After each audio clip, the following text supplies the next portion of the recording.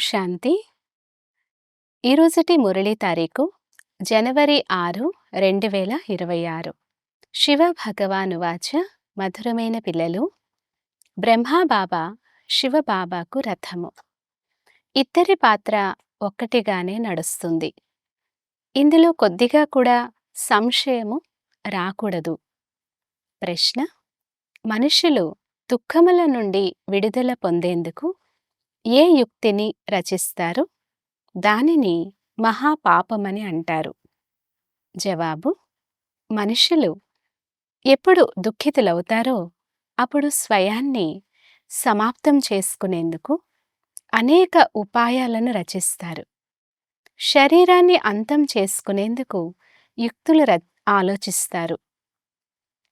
దానివలన దుఃఖముల నుండి విడుదల అవుతామని భావిస్తారు.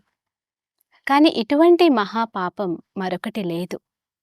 వారు ఇంకా అధిక దుఃఖంలో చిక్కుకుంటారు. ఎందుకంటే ఇది అపారమైన దుఃఖముల ప్రపంచం. ధారణ కొరకు ముఖ్య సారము. మొదటి పాయింట్: ఎప్పుడూ కూడా సున్నిత మనస్సు కలవారిగా అవ్వరాదు. దైవీ గుణాలను ధారణ చేసి నడవడికలను చక్కదిద్దుకోవాలి. సెకండ్ పాయింట్: తండ్రి ప్రేమను పొందేందుకు సేవ చేయాలి.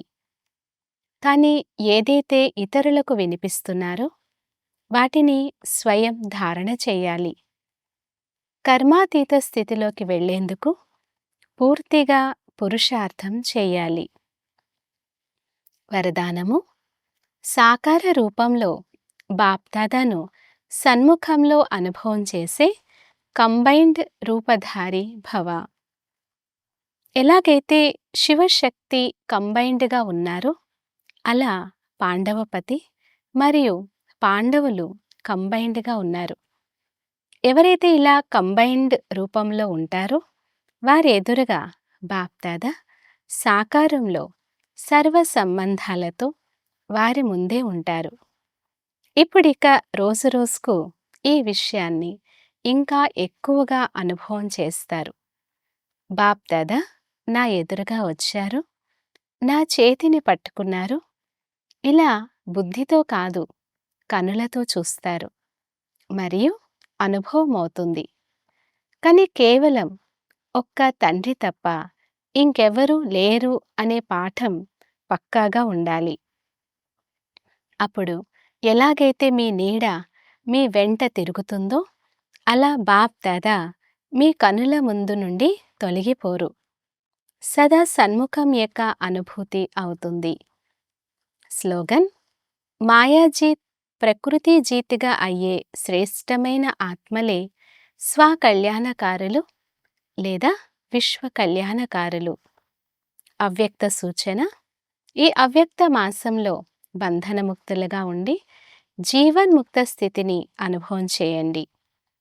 మీరందరూ ఇప్పుడు జీవన్ముక్తులుగా అయితే మీ జీవన్ముక్త స్థితి యొక్క ప్రభావము జీవన బంధనములో ఉన్న ఆత్మల బంధనాలను సమాప్తము చేస్తుంది. అయితే అందరూ జీవన్ముక్తులుగా అయ్యే తేదీ ఎప్పుడు వస్తుంది? ఏ బంధనము ఉండరాదు. అన్ని బంధనాలలో మొదటి బంధనం దేహ భ్రాంతి అనగా దేహభావం యొక్క బంధనం. దీని నుండి ముక్తులుగా అవ్వండి. దేహం లేకుంటే ఇతర బంధనాలు స్వతహాగా సమాప్తమైపోతాయి. అచ్చా. ఓం శాంతి.